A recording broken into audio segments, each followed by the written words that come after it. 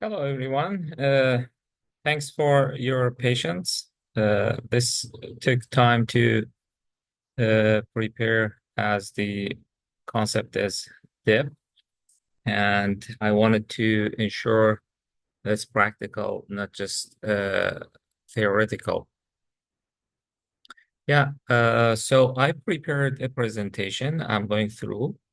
Hope to be able to go forward. Yeah, here is the outlines.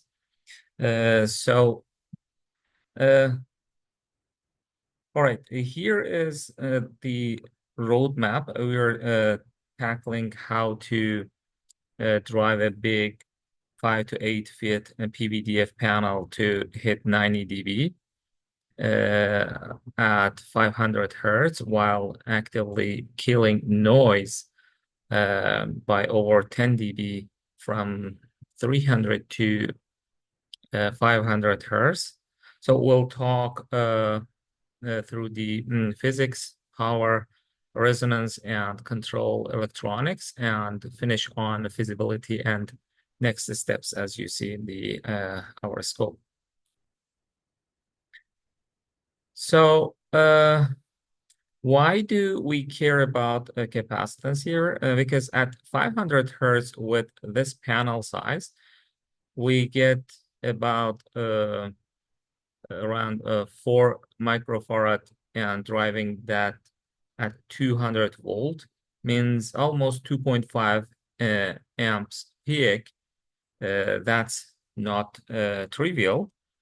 So this sets our drive specs, thermal limits, and tells us low ESR and voltage stability and critical things that we need to consider. So to get 90 dB SPL, we need 0.5 micrometer peak displacement at 500 hertz, which sounds tiny, but across a huge panel uniformly, it's a real like a design challenge. This links voltage and mechanical control directly to our acoustic output. So as you see, you may notice like lower frequencies also need bigger moves as this function that we have. So we need precision that might be a real concern. Uh, Panels this big don't move simply. That's my belief. They have complex modes. If we can tune tensions to resonate near 500 hertz, we reduce voltage and power demands, but we have to control mode shapes to avoid hot spots or dead zones. This is where mechanical design meets this electronic control for SPL efficiency. I think it would need a comprehensive research to wrap this up, this part especially. So at 500 hertz, there's other thing that we need to consider is power. We deal with about 60 watts continuous, mostly due to capacitance. Sorry. This tells us our power supply and driver need to handle a high reactive current without voltage collapse. And with thermal management in mind, or the system will break down in practice. So here is why this matters. To get over 10 dB suppression in the 300 to 800 hertz band, well, we need to generate an anti-phase wave with about 30% of noise pressure at 500 hertz specifically. That means around 0.15 microns displacement done precisely and quickly. Like it should be exactly at the time domain with receiving the noise. And it should be less than 2 millisecond latency, let's consider. So on the FFT here that I simulated, we can see our 500 hertz uh, uh, can tangent other components. This confirms where we need to inject anti-phase energy. So it highlights the stable low latency feedback and control over not theoretical, and they are needed for this to work in practice. So I've generated with numerical analysis to just test the results. I've also here, you see that it's a big picture of higher frequencies that are easier for ANC since displacement is smaller, but power and current goes up. So lower frequency are like harder because displacement needs bigger power and current to go up. So for frequency dependent gain and active feedback, we need to have a model control and manage nonlinearity and get the efficiency for ANC across this bandwidth. All right. Here is our real world signal chain mapped to actual circuits.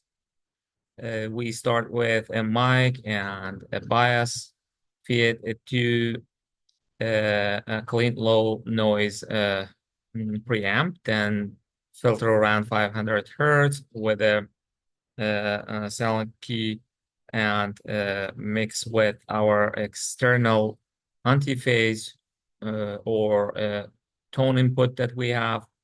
Then we can drive it through a high voltage amplifier into the PVDF panel. So every stage going one by one has to has chosen an op amps resistors values, and there might be possibilities to modify and play with those to find out the best stability and lower noise and getting a reactive current handling for this system. So this is how we move from theory to working lab prototype these elements that we need to consider in our design. So that is like a very big picture of what I prepared to uh, give you a big picture of what elements can be embedded. And we can see here the ANC process working. The mic picks up the signals, and then we filter and amplify, generate antiphase, and apply it. So on the FFT simulation, you see the pick cleanup showing targeted cancellation around 500 hertz earlier. And this validates that our approach is working and gives us confidence to prototype. But as I said, there are so many challenges that we need to consider ahead of time. So here is a direct time domain view of the waves that comes up and what happens. It's like a noisy input, then PVDF shaping the resonance and anti-phase that I injected to the signals that I generated already. Final output after ANC applied. So you can see the noise suppression and phase alignment visually here in this simulation.